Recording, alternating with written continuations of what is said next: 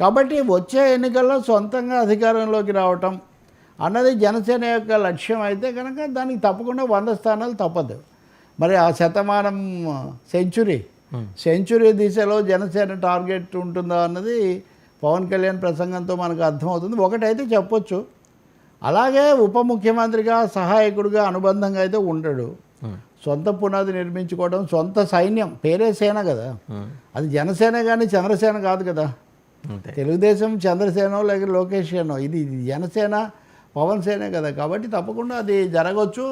ఆ విషయం ఎంత స్పష్టంగా చెప్తారనేది ఒకటి.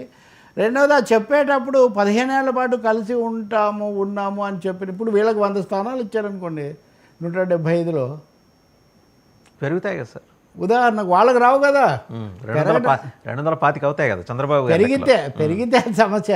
అది పెరగటము, అది ఈ సమయంలో జరుగుతుందా ఇంకోటి, అది అదంతా